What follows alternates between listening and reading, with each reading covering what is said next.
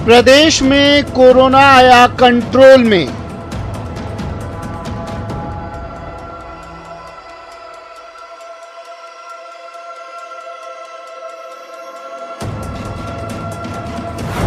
Corona के control के 3 positive संकेत।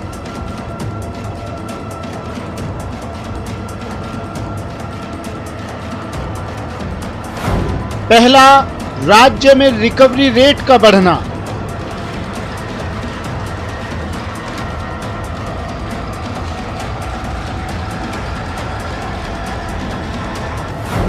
दूसरा, एक्टिव केस की संख्या 2700 के नीचे रहना।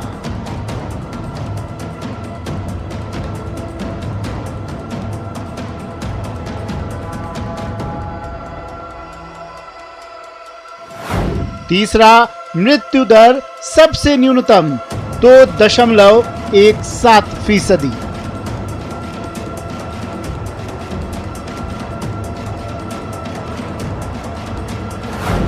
अनलॉक 1.0 में कोरोना कंट्रोल का नया मंत्र SMS.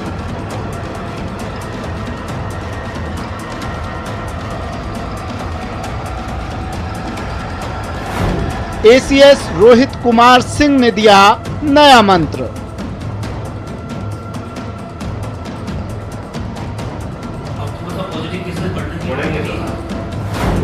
S, social distancing.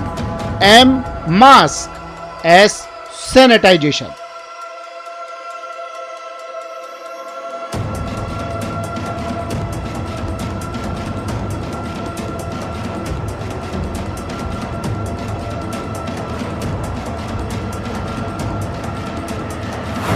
Control में कोरोना।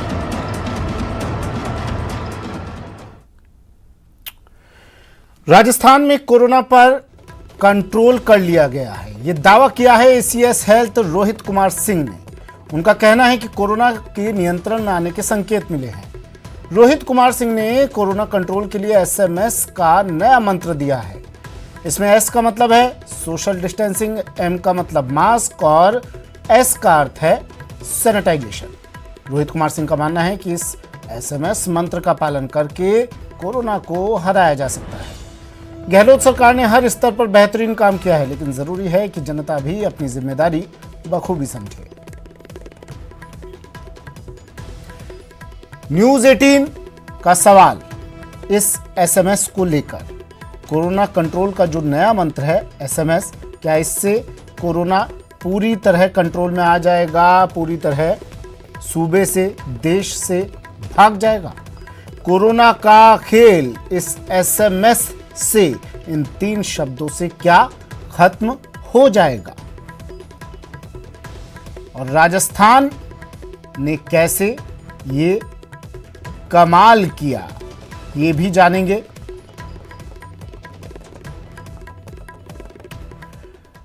तो राजस्थान ने कैसे कोरोना पर कंट्रोल किया, कैसे पूरे देश में आज राजस्थान की वाहवाही हो रही है। हमारे साथ कुछ मेहमान जुड़े हैं, उनसे बात करेंगे। राजस्थान की स्ट्रेटजी को लेकर क्या कुछ रणनीति थी, उसको लेकर। Doctor Raman Sharma senior professor हैं एसएमएस मेडिकल कॉलेज में, हमारे साथ जुड़ गए हैं। डॉक्टर रमन, आपका स्वागत है न्यूज 18 राजस्थान में। एसपी मित्तल वरिष्ठ पत्रकार हमारे साथ जुड़ गए हैं।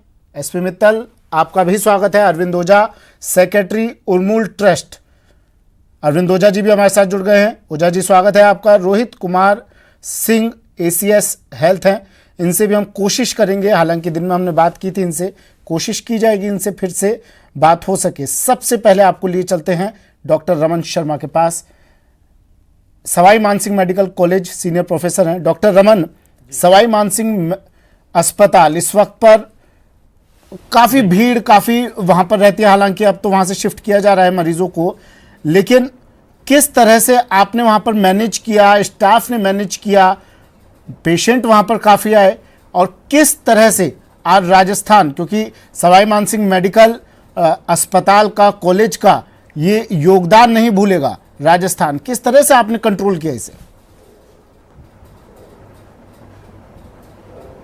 जी, सवाई मानसिंह हॉस्पिटल का, जैसे कि आपने बताया कि काफ़ी अहम रोल था इसको कंट्रोल करने में, और सारा का सारा ये टीम वर्क था, नर्सिंग स्टाफ से लेकर डॉक्टर्स से लेकर पैरामेडिकल स्टाफ से लेकर हर एक ने अपनी जिम्मेदारी पूरी तरह से निभाई। तो शुरू में जब ये कोरोना इन्फेक्शन आया था वो करीब मार्च के पहले सप्ताह में इटालियन नागरिक में आया था। तो अब उसमें एक स्ट्रेटेजी बनानी पड़ेगी कि ये जो मरीज आया है इसके लिए क्या किया जाए। तो जो स्ट्रेटेजी हमने बनाई वो पास्ट एक्सपीरियंस देखते हुए, जो कि चाइना के वुहान सिटी में जो पेशेंट्स थे उन पे क्या ट्रीटमेंट दिया गया और उससे पहले सार्स और मर्स में क्या ट्रीटमेंट दिया गया जी। तो ये हमने साइंटिफिक स्टडी करके ट्रीटमेंट चालू किया गया, तो जिसके कि रिजल्ट बहुत अच्छे रहे। रिजल्ट देखने को मिलने लगे हमें 7 से 10 दिन में। हमने देखा कि जो मरीज जो माइल्ड टू मॉडरेट इलनेस है या सिवियर इलनेस है, उसमें जब हमने ट्रीटमेंट चालू किया कॉम्बिनेशन ऑफ ड्रग्स, तो उसमें देखा कि जो इन्फेक्शन है वो 7 से 10 दिन के अंदर अंदर गायब हो गया है। मतलब वो RT-PCR जो टेस्ट था वो नेगेटिव हो गया। तो यूजुअली ये एक बड़ी अचंभे की बात थी, क्योंकि जो बीमारी करीब 3 हफ्ते तक नेगेटिव नहीं होती है तो वो इस ट्रीटमेंट देने से ये नेगेटिव हो गया। तो ये एक उपलब्धि थी और मरीज में भी सुधार होने लगे। तो इस तरह से जैसे जैसे मरीज बढ़ता गया हमारा भी एक्सपीरियंस बढ़ता गया, और हमने देखा कि विद इन 5 to 7 डेज ये RT-PCR जो सबसे इम्पॉर्टेंट टेस्ट माना जाता है इस बीमारी के लिए, कोविड के लिए जी, तो वो नेगेटिव आने लगा। तो काफ़ी हद तक टीम वर्क रहा। अब प्रॉब्लम कुछ तो इसलिए होती है क्योंकि मल्टीपल कोमॉर्बिडिटी, आपने ये नाम सुना होगा, इसका मतलब कि मरीज अंडरलाइंग प्रॉब्लम्स के साथ ग्रसित होता है, जैसे कि diabetes, hypertension, heart disease, obesity, मोटापा भी एक बड़ा इम्पॉर्टेंट फैक्टर है, और कुछ ऐसे क्रॉनिक डिजीज़ हैं जिसके वजह से लोगों के लिए कहा जाता है कि लोगों को संक्रमण होने की जल्दी संभावना रहती है, को अफेक्ट कर सकती है। जी जी, तो इस तरह से ये सारी स्ट्रैटेजी को स्ट्रीमलाइन किया गया। और सबसे बड़ा रोल तो जो मैं बताऊंगा, जो हेल्थ डिपार्टमेंट की टीम थी जिन्होंने घर जा जाकर सर्वे किया और जो कॉन्टैक्ट ट्रेसिंग करी, एक के बाद दूसरा, दूसरे के बाद दूसरा, और इस तरह से जो चेन चल रही थी उसको ट्रेस करना बड़ा इम्पॉर्टेंट था। ट्रेस करके उनको आइसोलेट किया गया, जो भी पॉजिटिव पेशेंट्स थे या फिर जो उनके संपर्क में आए थे हेल्दी इंडिविजुअल, उनको क्वारंटाइन किया गया। तो एक बहुत बड़ा लार्ज स्केल पे क्वारंटाइन सेंटर बनाया गया और आइसोलेशन सेंटर, जो कि हमारे यहाँ SMS में भी था और काफ़ी दूसरी जगहों पे भी आइसोलेशन सेंटर्स बनाए गए, जिससे कि ये कम्युनिटी में स्प्रेड ना हो। तो इसको रोकने में हम काफ़ी हद तक आपको कई समस्याओं का भी सामना करना पड़ा डॉक्टर साहब, उस बारे में भी बात करूंगा। मैं आपके पास आऊंगा फिर से। उर्मूल ट्रस्ट की सेक्रेटरी हैं अरविंद ओझा जी हमारे साथ जुड़े हुए हैं। अरविंद जी, पहली बात तो ये, आपकी ट्रस्ट क्या करती है, जो हमारे दर्शक जुड़े हुए हैं उनको विस्तार से बताइएगा। दूसरा, आपने इस कोरोना काल में किस तरह के पेशेंट्स देखे, किस तरह से आपकी ट्रस्ट ने उनकी मदद के लिए आ गया है?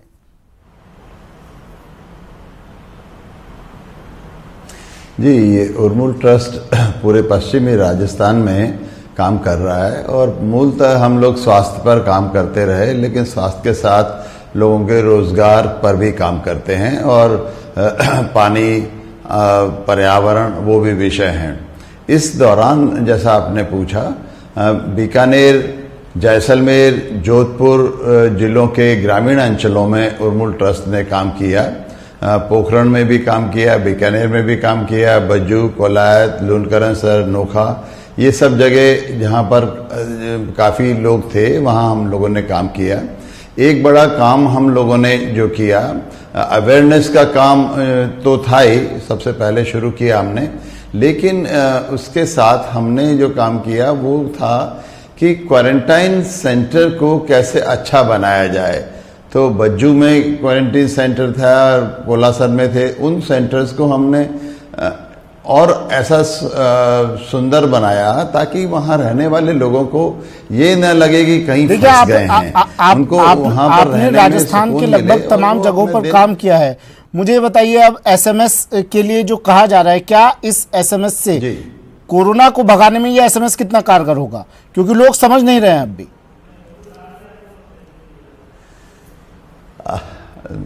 देखिए, ये इतना आसान नहीं है कि लोग आपने एक स्टेटमेंट दिया और वो स्टेटमेंट को फॉलो कर लें, या एक नारा दिया वो नारे को लोग मानने लग जाएं। लोगों को उस चीज को अडॉप्ट करने में, उस चीज को आत्मसात करने में समय लगता है।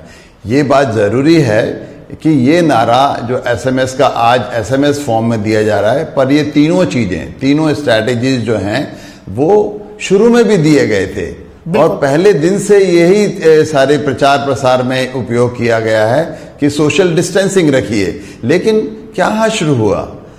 दूसरी चीज कि आप बार बार ये कह रहे हैं कि हाथ धोने हैं, लेकिन शुरू में लोग हाथ धोते रहे लेकिन धीरे धीरे खत्म हो गए। आप ये जो कहने की बात है, क्यों नहीं हो पा रहा है सर? देखिए, मैं सर मुझे अरविंद जी, मुझे ये पूछना है, देखिए मैं स्टूडियो में बैठा हूँ, कुछ लोग घर के आसपास लोगों को देख लेंगे, लेकिन आपसे मैं ये सवाल इसलिए पूछ रहा हूँ क्योंकि आप उस गली तक पहुंचे होंगे, उस घर तक पहुंचे होंगे अपने ट्रस्ट के जरिए, जहां तक शायद हर व्यक्ति नहीं पहुंच पा रहा होगा। कहां कमी रह गई? क्यों नहीं लोग समझ पा रहे हैं? जड़ क्या है इस समस्या की? जी बिल्कुल सही कह रहे हैं आप।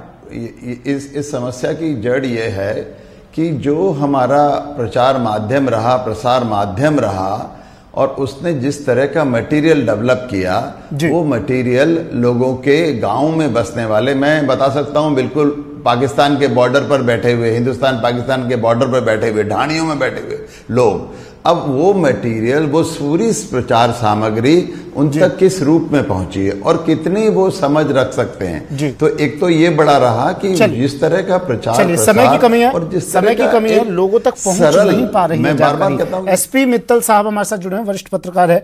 मित्तल साहब, देखिए, जितना मैं समझ पा रहा हूं, आप भी देख रहे हैं और लोग देख रहे हैं, राजस्थान सरकार कोई कमी नहीं छोड़ रही है, हर व्यक्ति तक पहुंचने की कोशिश कर रही है, हर जानकारी पहुंचाने की कोशिश कर रही है, और शायद उसका नतीजा भी यह है कि आज राजस्थान की वाहवाही पूरे देश में हो रही है। कोरोना पर काफी हद तक कंट्रोल कर लिया है राजस्थान में, लेकिन फिर भी क्या इस एसएमएस से पूरा कंट्रोल किया जा सकता है कोरोना पर, अगर लोग समझे तो?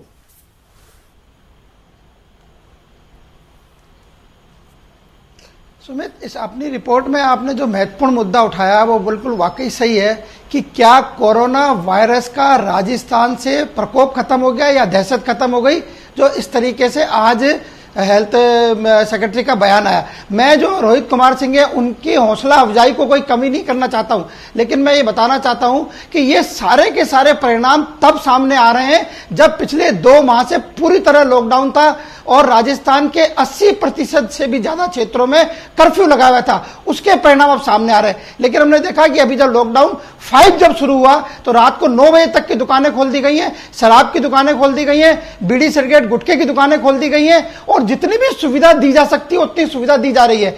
हमको अब ऐसा लग ही नहीं रहा है तस्वीर बदल सकती है क्या नाम से कोरोना का प्रकोप समाप्त हो गया या लोगों में इसका कोई भय नहीं है। तो ऐसी स्थिति में मेरा ये मानना है कि हमको आने वाले दिनों में देखना पड़ेगा कि क्या जो पिछले 2 महीने की मेहनत है, तस्वीर बदल सकती है, नहीं फिर रहा है, या लोग इतने अवेयर हो गए हैं कि बिल्कुल मैं आपको यही कहना चाहता हूं सुमित कि तस्वीर बदल सकती है यदि लोगों ने लापरवाही बरती तो। क्योंकि अभी जिस तरीके पिछले 3-4 दिन के अंदर देखा गया है, लोग बिल्कुल लापरवाह हैं, मास्क जरूर लोग लगाते हैं लेकिन सोशल डिस्टेंसिंग की पालना नहीं कर रहे हैं। हम किसी भी दुकान के बाहर चले जाएं, उसके बाहर वही स्थिति है जैसी पहले थी, लोग बेवजह अपने घरों से निकल रहे हैं। हमने देखा कि लॉकडाउन के दौरान लोगों को घर से निकलने में पाबंदी। डॉक्टर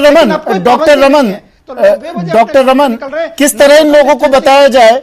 आपने कोरोना के पेशेंट देखे होंगे अस्पताल में, किस तरह इनको समझाया जा सकता है? सरकार कोशिश कर रही है, चिकित्सा विभाग पूरे जी जान से जुटा हुआ है, पुलिस विभाग जुटा हुआ है, प्रशासन जुटा हुआ है, किस तरह इन लोगों को समझाया जाए? और सवाल ये, अब तो लॉकडाउन खुल गया है, अनलॉक 1 चल रहा है, लोग घरों से बाहर निकल रहे हैं, क्या आपको लगता है अभी स्थिति और बिगड़ सकती है?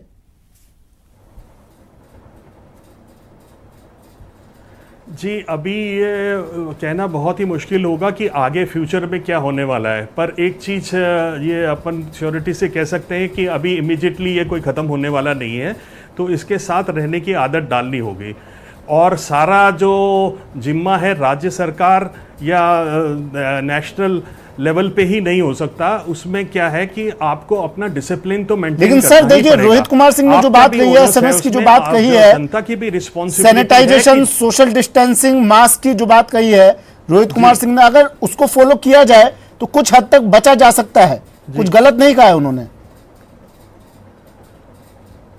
ये तो बहुत ही सटीक फॉर्मूला है, इसमें कोई दो राय नहीं है, इसमें कोई डिबेट नहीं हो सकती कि ये चीज़ें इतनी इंपॉर्टेंट हैं आम आदमी की लाइफ में कि यही एक मंत्र बचा है जिसके कारण कि अपन आगे इसको रोक सकेंगे। तो इसमें सरकार की तरफ से और मीडिया की तरफ से काफ़ी बार पब्लिसिटी की जाती है कि आप ऐसा मेंटेन करें, सोशल डिस्टेंसिंग मेंटेन करें, सैनिटाइज़र का इस्तेमाल करें, बाहर जाएं तो मास्क के बिना ना जाएं। तो इंडिविजुअल जो पब्लिक है उस पर भी डिपेंड करता है कि आप कितना डिसिप्लिन हैं। अगर आप सोशल डिस्टेंसिंग और इस चीज़ों का उल्लंघन करेंगे तो आप दूसरों को और खुद को खतरे में डालेंगे। तो ये तो बहुत ही सटीक फॉर्मूला है, इसमें कोई दो राय नहीं है कि ये मेंटेन अपने को करना चाहिए और आगे अपनी रिस्पॉन्सिबिलिटी कलेक्टिव होनी चाहिए, ना कि सारी चीज़ें सरकार पे छोड़ दी जाएं कि बस अखबार में दे दिया और उसके बाद आप उसको फॉलो ना करें। जी। और कितना सरकार ने अभी चलिए एक आखिरी सवाल अरविंद ओझा जी आपसे, क्या और करना होगा लोगों को समझाने के लिए, जागरूक करने के लिए, संक्षिप्त में 10 सेकंड में? जी, बहुत आसान है। मेरे ख्याल से स्वैच्छिक संस्थाएं राजस्थान में बहुत सक्रिय हैं और उन सारी स्वैच्छिक संस्थाओं को साथ लेकर के ये काम सौंपना चाहिए और उनकी, क्योंकि ज़मीन तक लोगों तक पहुंच होती है स्वैच्छिक संस्थाओं की और वो आसानी से पहुंचती हैं और उन्हीं की अपनी भाषा में, लोकल स्लैंग में किस तरह से संप्रेषण किया जा सकता है, संस्थाएं अच्छे से जानती हैं और वो इसमें आसान से पहुंचा सकती हैं। और हम मानते हैं कि ये वास्तव में जो ये एसएमएस का फार्मूला दिया है, यही फार्मूला बचा सकता है। पर मेरा फिर से ये कहना है कि यही अंतिम नहीं है, पूरे के लिए बहुत सारे फैक्टर हैं जिन फैक्टर पर भी हमको ध्यान देना पड़ेगा। और जैसा ठीक कहा अभी हमारे साथी ने कि कैसे हम मिलकर के दूसरे फैक्टर्स को भी ध्यान में रखें, सबको मिलकर आगे आना होगा। इस लड़ाई को ना सिर्फ लड़ना होगा बल्कि जीतना भी होगा। शुक्रिया अरविंद जी हमारे साथ जुड़ने के लिए। सेक्रेटरी उर्मूल ट्रस्ट अरविंद ओझा, एसपी मित्तल वरिष्ठ पत्रकार, और doctor Raman Sharma senior professor SMS medical college. सिर्फ एक बात सभी ने कही, एसएमएस, इसको आप अपनाएं, फॉलो करें, गाइडलाइंस को फॉलो करें तो कोरोना जरूर हारेगा। फिलहाल इतना ही, दीजिए इजाजत, नमस्कार।